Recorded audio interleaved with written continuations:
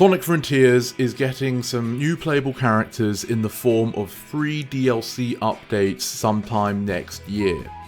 Now, most of the speculation on who those new playable characters will be are focused around Tails, Knuckles, Amy, and even Sage, for good reason as they're the ones advertised. But today, in this video, I'm going to be exploring the idea of if Silver the Hedgehog was brought into Sonic Frontiers.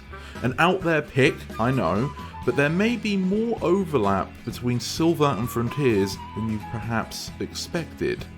Silver obviously started out in Sonic 2006, and in this game we found out he was a psychokinetic hedgehog. He would use the powers of his mind to manipulate the environment around him, and this gave him a very unique skill set. Unfortunately, its realization in Sonic 06 was rather flawed and had mixed reception at best. On paper, being able to move things with your mind should make you feel very powerful and fun to play as, but in Sonic 06, the way Silver functioned was more of a puzzle character, more of a traditional platformer than a Sonic platformer. He was slower and weaker than Sonic and Friends generally, so he had to get creative with his powers to make up the distance. But in that game, it really just boiled down to picking up items, throwing them, and occasionally moving a rock, which left Silver leaving a lot to be desired. Additionally, a lot of his levels had extra puzzle segments compared to Sonic and Shadow, which not only further slowed down the flow of his gameplay, but also exacerbated the limitations of the way his psychic powers were programmed in that game. However, this doesn't mean that they didn't have a good idea, it just perhaps needed more fleshing out in a different game. Unfortunately for Silver, that would never come, but perhaps Sonic Frontiers can provide him the opportunity to show how good he can really be. Let's start with the Overworld, the Starfall Islands. When you're playing as Sonic the Hedgehog, you're boosting around, rolling around, jumping off ramps, grinding on rails. Silver doesn't really have the capacity to do all of those things, at least if we're staying faithful to the way he played in Sonic 06, which we will be in this video just to make sure he stands out a bit more from Sonic the Hedgehog. With that in mind though, there are still some interesting ways to get around using Silver. He has the ability to hover through psychokinesis, and this would allow you to go over gaps that Sonic alone couldn't easily do.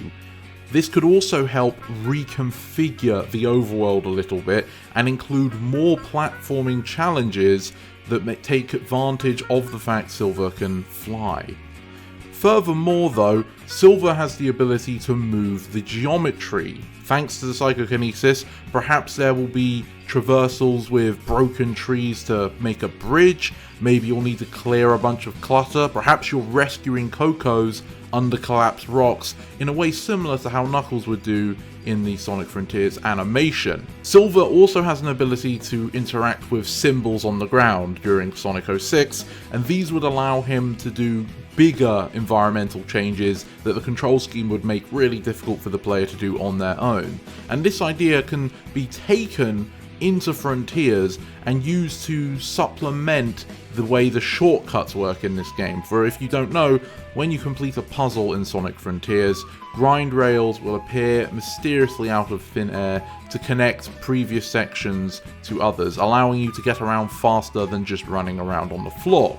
Now, whilst that's supposed to be a reward for completing a mission, Silver might be able to mix up that order and have symbols on the ground that when used allow him to activate these shortcuts ahead of time. Maybe it's not as simple as going over to the symbol on the floor and pressing a button, and perhaps instead doing so will activate a mini-game, perhaps similar to the way Sonic has a couple mini-games in Frontiers, and when you complete that mini-game, it either unlocks a new way forward or opens up a shortcut to a previous area. Not being able to grind or boost would slow the gameplay down considerably, but that's not actually something we need to worry about. In Sonic 06, Silver had a very limited ability to dash in the air with his double jump, but in the cutscenes of that game, we see it's supposed to be effectively a boost. For this game, we can easily incorporate that supreme version of it by using Sonic's boost meter, but repurposing it for the psychokinesis meter. So for normal controls, this will gradually decrease as Silver picks up objects, and it won't refill until he drops everything.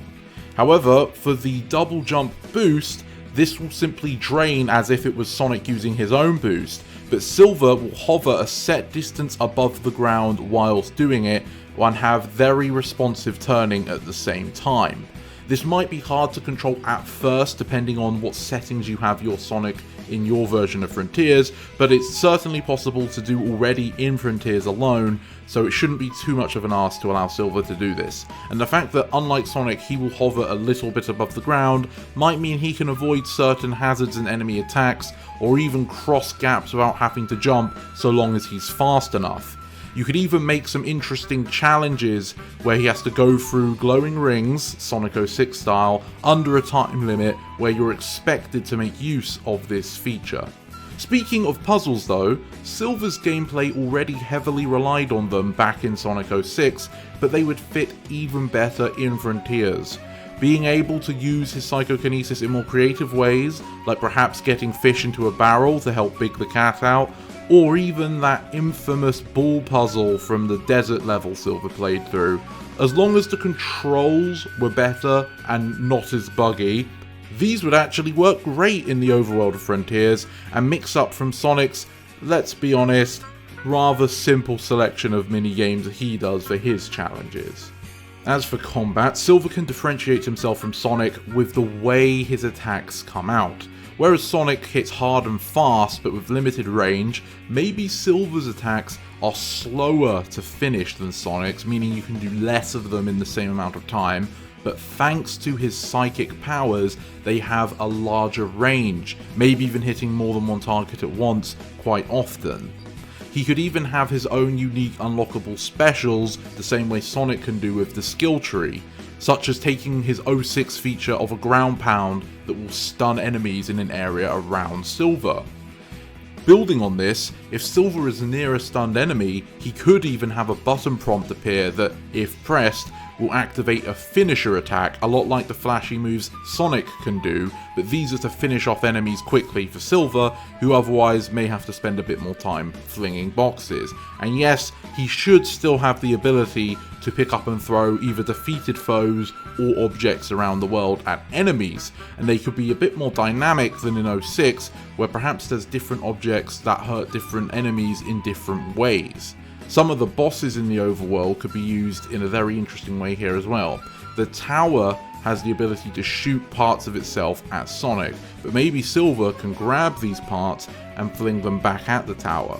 If you do a dodge against the tower boss as Silver, maybe you can get a button prompt to get a animated attack on it where you pick it up and throw it on the floor for some extra damage that Sonic couldn't do on his own. These ways help Silver stand out with his powers without completely changing the combat system. And then there is Cyberspace, but to be honest, there's not a whole lot different with Silver than Sonic when it comes to that. Just like the Blue Blur, Silver's Cyberspaces will merely be a more streamlined experience but with the same moveset. Of course, you would hope that these Cyberspace levels would be designed in a way to allow Silver to use his psychokinesis powers in a creative and fun way to access the alternate pathways rather than solely relying on his traversal options. Combat is less of a focus since enemies will be defeated in one hit, so it's really important to allow Silver to experiment with his psychic powers in other ways, but largely they'll be very similar to the way Sonic's work in Cyberspace. So there is how I would handle putting Silver in as a DLC character for Sonic Frontiers.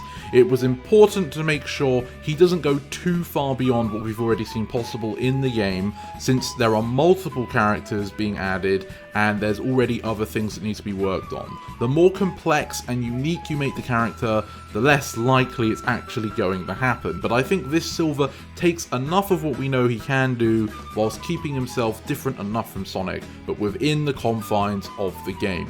He could even work for those supersonic fights if they really wanted to go there, since Silver can be super himself, and perhaps he's more focused on reflecting the enemy's attacks back at them than Sonic punching them in the face, but who knows? I'm not sure we would even get that anyway. Still, those were my takes on how Silver should handle in Sonic Frontiers. I hope you found them interesting, and I'm glad you managed to make it to the end of this video. If you like this video and want to see more like it, please let me know in the comments down below and give it a like. If you think this video is worth a discussion, then share it around with your friends so that that discussion may grow. I hope you have a great day, and to see you next time. This is the Mighty Emperor, signing off.